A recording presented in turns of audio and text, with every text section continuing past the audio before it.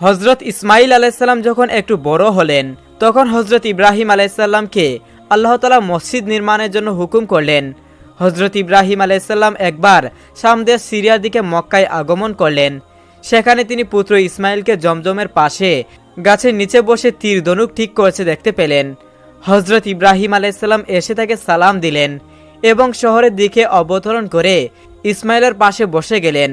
ইসমাইলকে উদ্দেশ্য করে কোনো ভূমিকা ছাড়াই বললেন, হে ইসমাইল, আল্লাহ তাআলা আমাকে একটি কাজ করার হুকুম দিয়েছেন। ইসমাইল আলাইসাল্লাম বললেন, হে আমার পিতা, আপনাকে যা আল্লাহ তাআলা আদেশ দিয়েছেন তা পালন করুন। তখন ইব্রাহিম আলাইসাল্লাম বললেন, ইসমাইল, আমার প্রভু আমাকে তার জন্য একটি গৃহ নির্মাণের হুকুম দিয়েছেন। তখন ইসমাইল আলাইসাল্লাম বললেন, আমরা কোন স্থানে গৃহ নির্মাণ করব? ইসমাইলের প্রশ্ন শুনে আল্লাহ তাআলার কাছে ইব্রাহিম আলাইসাল্লাম জিজ্ঞাসা করলেন, হে আল্লাহ, কোথায় কাবা নির্মাণ করব? আল্লাহ তাআলা তখন ঘোষণা দিলেন একটি সাকিনা তীব্র ঘূর্ণিবার্তা, আর জানালেন এই সাকিনা যেখানে গিয়ে থামবে সেই স্থানটি হবে কাবা স্থান। এই বার্তায় হজরত ইব্রাহিম আলাইসাল্লাম ও ইসমাইল আলাইসাল্লাম চলতে চলতে নির্ধারিত স্থানে গিয়ে থামলেন। সেখানে হজরত ইব্রাহিম আলাইসাল্লাম কাবাগর নির্মাণের কাজ শুরু করলেন। ইব্রাহিম আলাইসাল্লাম ও ইসমাইল আলাইসাল্লাম যখন এই গৃহের প্রাচীর নির্মাণ করছিলেন তখন ইব্রাহিম আলাইসাল্লাম আল্লাহ তাআলার কাছে বললেন, হে আমাদের রব, আমাদের এই খেদমত আপনি কবুল করুন। আপনি সবকিছুর শ্রবণকারী ও সবকিছু দেখেন। হজরত ইসমাইল আলাইসাল্লাম ও ইব্রাহিম আলাইসাল্লাম দুইজনে মাটি খনন করে কাবাগরের কাজ শুরু করলেন। হজরত ইসমাইল আলাইসাল্লাম পাথর বয়ে আনতেন আর পিতা ইব্রাহিম আলাইসাল্লাম নির্মাণ কাজ চালাতেন। ইব্রাহিম আলাইসাল্লাম মিস্ত্রি ও ইসমাইল আলাইসাল্লাম যুগালির ভূমিকা পালন করেছিলেন। হজরত ইব্রাহিম আলাইসাল্লাম 5টি পাহাড় থেকে পাথর আনতেন। ভিত্তি স্থাপন হয়েছিল হেরা পর্বতের পাথর দ্বারা।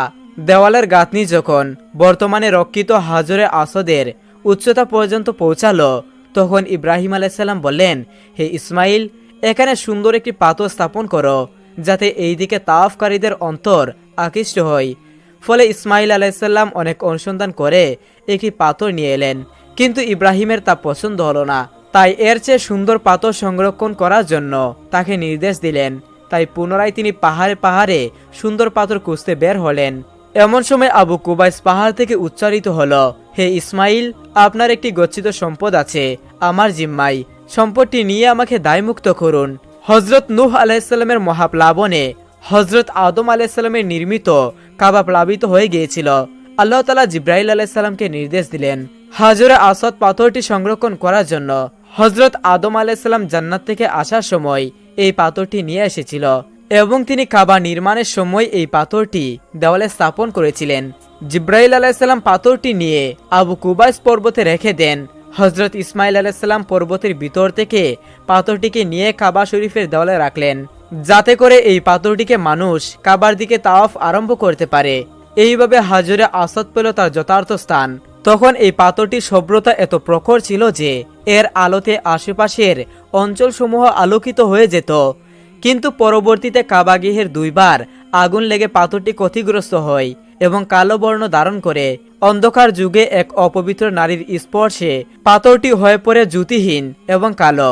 মুশরিকদের অপবিত্র স্পর্শের কারণে নাকি এই কালো বর্ণ হয়ে যায়। এই পাথরটি বর্তমানে পৃথিবীর বুকে একমাত্র পাথর যা জান্নাত থেকে প্রেরিত। এটা আল্লাহ তাআলার একটি বিশেষ কুদরত। এক পর্যায়ে গৃহের দেওয়াল উঁচু হয়ে গেলে, তার উচ্চতা কোমর পর্যন্ত হয়ে গেলে ইব্রাহিম আলাইহিসসালামের পক্ষে নির্মাণ করা অসম্ভব হয়ে পড়ল। তখন ইসমাইল আলাইহিসসালাম একটি পাথর সংরক্ষণ করে নিয়ে আসলেন। হযরত ইব্রাহিম আলাইহিসসালাম সেই পাথরের উপর দাঁড়িয়ে কাবাগরে গাঁথনি সম্পূর্ণ করলেন।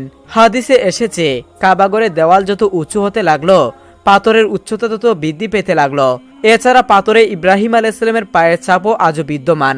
কাবাগৃহ নির্মাণের সময় এই পাথরটিকে চারিদিকে ঘুরিয়ে ঘুরিয়ে ব্যবহার করতেন।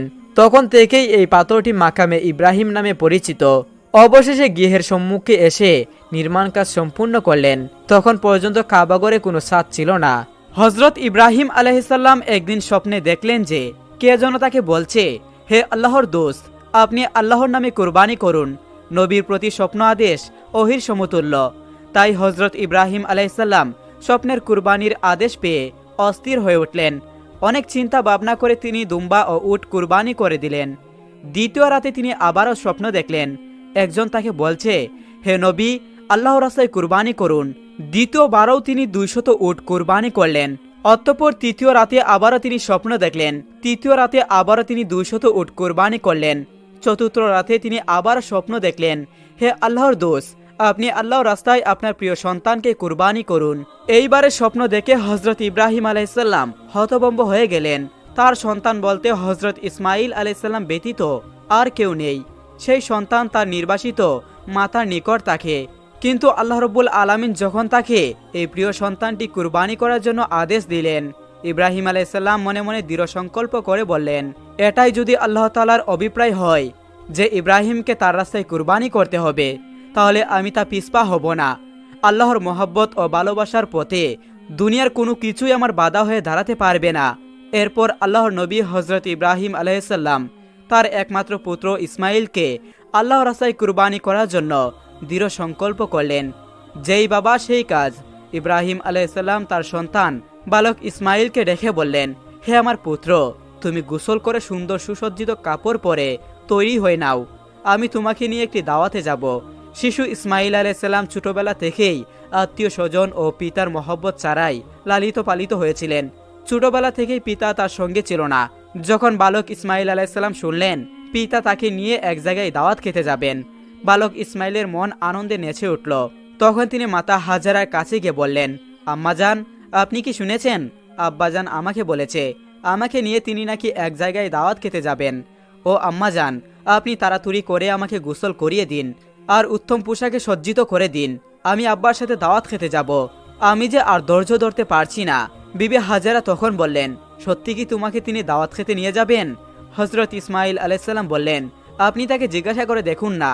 এরপর বিবি হাজারা আলাইহিসসালাম ইব্রাহিম আলাইহিসসালামকে জিজ্ঞাসা করে বললেন, ও আমার প্রাণের স্বামী, আমি শুনলাম আপনি নাকি ইসমাইলকে নিয়ে দাওয়াত খেতে যাবেন। ইব্রাহিম আলাইহিসসালাম বললেন, ও হাজারা, তুমি ঠিকই শুনেছ, ইসমাইলকে গোসল করিয়ে সুন্দর পোশাকে সুসজ্জিত করে দাও, আমি তাকে নিয়ে দাওয়াত খেতে যাব। বন্ধুরা, অনেকেই মনে হতে পারে হযরত ইব্রাহিম আলাইহিসসালাম নবী হয়ে বিবি হাজেরা ও ইসমাইল আলাইহিসসালামের সাথে মিথ্যা কথা বলেছেন, কিন্তু মূলত জাতির পিতা ইব্রাহিম আলাইহিসসালাম তাদের সাথে মিথ্যা কথা বলেনি। গভীরভাবে যদি চিন্তা করা হয় তাহলে ইব্রাহিম আলাইহিসসালামের এই কথাটি সঠিক ও বাস্তবসম্মত ছিল। কেননা তিনি ইসমাইল আলাইহিসসালামকে নিয়ে আল্লাহর একটি দাওয়াতে যাচ্ছিলেন। এরপরে বিবি হাজেরা আলাইহিসসালাম বালক ইসমাইলকে উত্তম রূপে গোসল করিয়ে সুন্দর পোশাকে সুসজ্জিত করে দিলেন।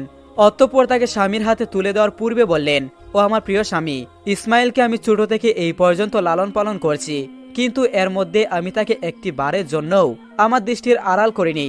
ও আমার প্রিয় স্বামী, আপনি সবসময় তাকে দেখে রাখবেন, কখনোই আপনি তাকে আপনার চোখের আড়াল করবেন না। যতক্ষণ না পর্যন্ত আপনি আর ইসমাইল আমার কাছে ফিরে আসছেন, ততক্ষণ পর্যন্ত আমি উদ্বিগ্ন থাকব এবং আপনাদের পথের দিকে চেয়ে আমার সময় কাটবে। হযরত ইব্রাহিম আলাইহিসসালাম এই কথা শুনে কোনো কিছুরই উত্তর দিলেন না। তার হৃদয়ের মধ্যে এক তুফান বয়ে যাচ্ছিল। তিনি মুখ ফুটে কোনো কথা বিবি হাজারাকে বলতে পারছিলেন না। তার অস্ত্র যেন দু চোখ বেরিয়ে আসতে যাচ্ছিল, কিন্তু তিনি তার চোখের অস্ত্রগুলোকে আল্লাহ রাব্বুল আলামিনের মহব্বতের দুনিয়ায় চাপা দিয়ে রেখেছিলেন। এরপর হযরত ইব্রাহিম আলাইহিসসালাম বালক ইসমাইলকে নিয়ে চলতে লাগলেন মিনার পাহাড়ের দিকে।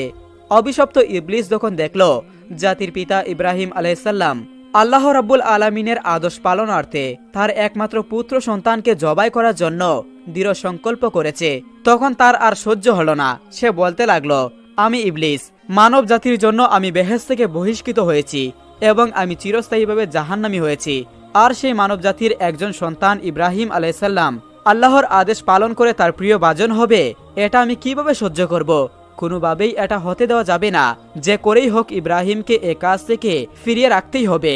তাই ইবলিস তার চক্রান্ত ও ষড়যন্ত্র বাস্তবায়নের জন্য সর্বপ্রথম বিবি হাজেরার কাছে একজন ভালো মানুষ বেশি উপস্থিত হলো। বিবি হাজেরা আলাইহিসসালামের কাছে গিয়ে ইবলিস বলল, ও হাজেরা, তুমি কি জানো তোমার স্বামী ইব্রাহিম তোমার সন্তানকে কোথায় নিয়ে যাচ্ছে? বিবি হাজেরা আলাইহিসসালাম বললেন, কেন? তিনি তাকে একটি দাওয়াতে নিয়ে যাচ্ছেন। ইবলিস বলল, আমি এতদিন ঠিকই শুনেছি নারী জাতি অত্যন্ত সহজ সরল ও ভোলাবালা, তাদেরকে যে কোনো মিথ্যা কথা বলে ও প্রতারণামূলক কথা বলে ধোঁকা দেওয়া যায়। তোমার স্বামী তোমাকে ধোঁকা দিয়েছে। বিবি হাজেরা আলাইহিসসালাম শয়তানের মুখে এইসব কথা শুনে বললেন, তুমি কেমন কথা বলছো? আমার স্বামী আল্লাহর নবী, তিনি কিভাবে আমাকে ধোঁকা দিতে পারেন? আমি তোমার কথা বিশ্বাস করি না। আর সত্যি করে বলো তো, তুমি কে? কি উদ্দেশ্যে তুমি আমার স্বামীর বিরুদ্ধে তুমি আমাকে মিথ্যা কথা বলছো? তুমি এক্ষুনি আমার কাছ থেকে দূর হয়ে যাও। ইবলিস বলল, ও হাজেরা, এখন তো তুমি অত্যন্ত তেজের সাথে কথা বলছো, কিন্তু কালকে যখন দেখতে পাবে সত্যি ইব্রাহিম তার সন্তান ইসমাইলকে জবাই করে দিয়েছে, তখন দেখা যাবে তোমার এত তেজ কোথায় থাকে। বিবি হাজেরা আবার বিরক্ত হয়ে বললেন, আচ্ছা তুমি কি বলতে চাচ্ছ একটু খুলে বলো।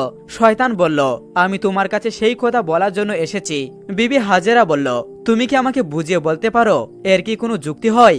একজন পিতা কেন তার একমাত্র নিরপরাধ সন্তানকে জবাই করবে? শয়তান বলল, ও হাজেরা, ইব্রাহিম অযথা ইসমাইলকে জবাই করবে না।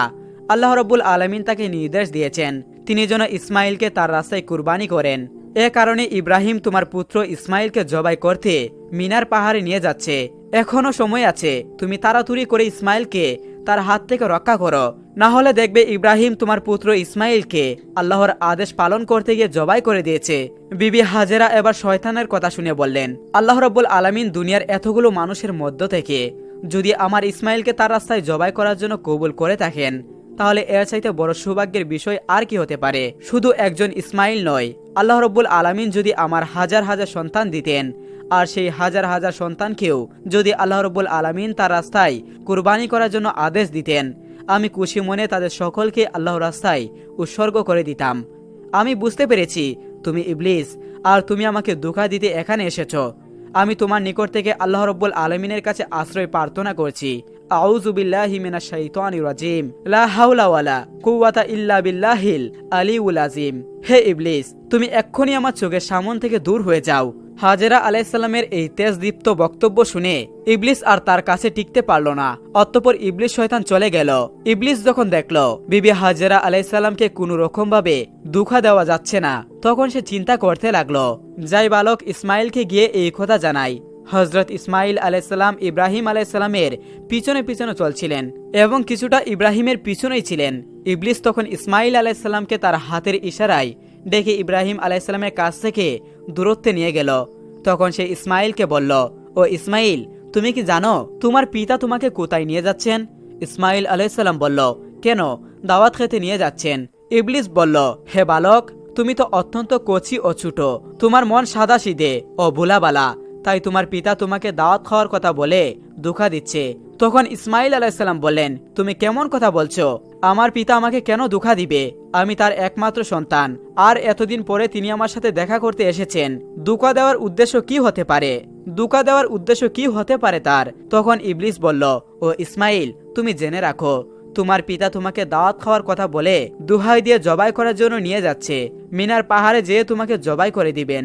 তখন ইসমাইল আলাইহিস সালাম বললেন, এটা কি কোনো যুক্তি হতে পারে যে কোনো পিতা তার একমাত্র সন্তানকে বিনা কারণে জবাই করবেন কেন? ইবলিস বলল, ইসমাইল, তোমার পিতা বিনা কারণে তোমাকে জবাই করবেন না। আল্লাহ রাব্বুল আলামিন তাকে আদেশ দিয়েছেন তিনি যেন তোমাকে আল্লাহর রাস্তায় কুরবানি করেন, আর আল্লাহ রাব্বুল আলামিনের নির্দেশ পালন করার জন্য তোমার পিতা তোমাকে মিনার পাহাড়ে জবাই করার জন্য নিয়ে যাচ্ছেন। তখন ইসমাইল আলাইহিস সালাম বললেন, আল্লাহ রাব্বুল আলামিন এই দুনিয়াতে এত মানুষের মধ্য থেকে যদি আমাকে তার রাস্তায় জবাই করার জন্য কবুল করে থাকেন, তাহলে এর চাইতে বড় সৌভাগ্যের ব্যাপার তো আর আমার কাছে কিছুই হতে পারে না। আমি বুঝতে পেরেছি তুমি মানুষরূপী ইবলিস। ইবলিস, তুমি জেনে রাখো আল্লাহ রাব্বুল আলামিন যদি আমাকে লক্ষ কোটি জীবন দিতেন, আর সেই লক্ষ কোটি জীবনকেও আল্লাহ রাব্বুল আলামিন যদি তার রাস্তায় কুরবানি করার জন্য কবুল করতেন, তাহলে আমি প্রতিবারই আল্লাহ রাব্বুল আলামিনের রাস্তায় কুরবানি হওয়ার জন্য প্রস্তুত থাকতাম। ও ইবলিস, তুমি আমার কাছ থেকে এক্ষুনি দূর হয়ে যাও। আমি তোমার কাছ থেকে আল্লাহ রাব্বুল আলামিনের কাছে আশ্রয় প্রার্থনা করছি। আউযু বিল্লাহি মিনাশ শাইতানির রাজিম।